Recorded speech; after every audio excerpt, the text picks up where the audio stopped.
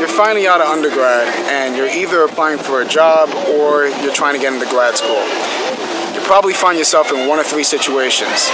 Situation 1, you've got good grades but you have no work experience.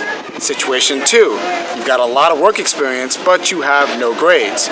Or situation 3, you've got a couple months of work experience, an average amount, but not too good grades, like a, B- average, I guess, or whatever. Now, the grad school or the job that you're applying to is going to focus on what you don't have. Even if you have like a 4.0 GPA, they'll say, yeah, great, but you don't have any work experience. You don't have any, club experience.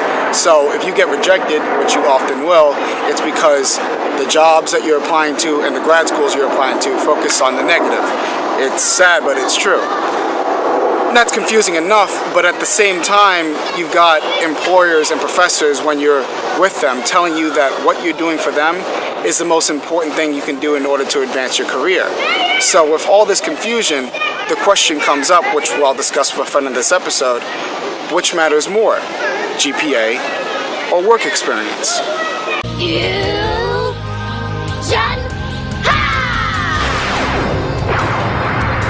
Okay, so what do you think matters more for each? For example, which matters more for grad school, GPA, work experience, and then which matters more for getting a job, GPA or work experience? I think in both cases it depends, but let's address the job one first, because that's probably the one that I've had the most experience with. When I was first applying to jobs, one of the most frustrating experiences that I had to deal with was that I had no work experience, which is, it's a bit of an interesting dilemma. Because you're a sophomore and you're not supposed to have work experience. You're supposed to focus only on school, and that's what I did. So you, as a sophomore, have to supplement that with things like extracurricular activities, leadership roles, and things of that nature, which is something that I did have. But that was one of the defining moments in my early college career where I realized that even to get your first job or your first internship experience, you need an experience. On the other side of that, for grad school, that's a bit of an interesting concept as well, because if you're applying to programs at very prestigious schools, programs that are quantitative by nature, and I'll give you some examples. Let's say you're applying to a Master's of Finance at, Princeton, or you're applying to some very PhD level programs at MIT or those kinds of programs, then definitely you're going to need an excellent GPA from a top school. Now, if you're applying to generalized MBA programs like Harvard, then the work experience is going to count a lot more. So again, it's a bit mixed, but for grad school, I think the emphasis is much more on GPA. So you think that for both it's mixed, but for work experience, you need work experience, and for school, you need GPA. Yeah. Is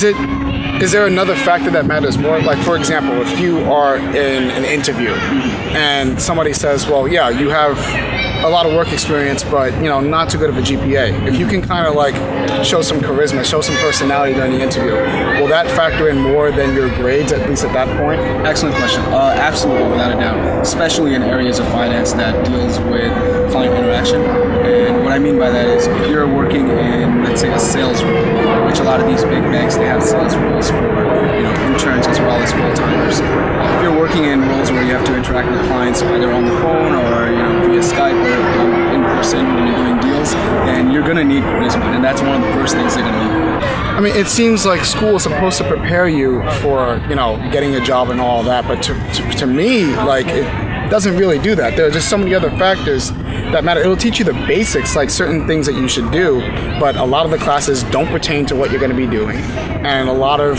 the things that you'll learn, like street smarts, you can't get from a textbook. Yeah. So, I mean, how much does school really, in terms of the overall spectrum, how much does school really matter in terms of your future? People say it's supposed to prepare you because people always consider school and they think of it strictly in those academic terms, where classes are supposed to prepare you for the real world. And the fact of the matter is, there's much more to college experience than classes. The most interesting experiences that I've had that have prepared me for the real world have been clubs. Here's the thing, though. I mean, we're talking about people who have the ability to go to college, have the ability to spend time there. What about the people who are just, who need to have it, who need to work while doing this, not necessarily because, they like to work, but because they need the money to survive because their family is too poor and financial aid isn't covering the situation. I mean, there are people out there who need to work and go to school, and for those people, stepping up their game, they're already at their maximum, and you're leaving those people behind who aren't, and they're not necessarily slow, they just don't have enough time to do that. So the extra stuff. So for those people, I'm worried about those people the most. What would you say is the best way to deal with that? There's only 24 hours in a day. How do you have an internship, get a good GPA, and then get into the grad school that you want, get into the job that you want? How do you manage that? That's something that should be better managed by our schools and more specifically by our counselors, by our academic peers. And our school system doesn't really communicate these standards and these expectations of us from an early age. So basically, get people to at your college to get you more aware, but also be self-aware, because part of growing up is to realize that you have responsibilities. So you have to go out and find the information sometimes. Not everything's gonna be spoon-fed to you like in high school. So right. I mean, it's tough.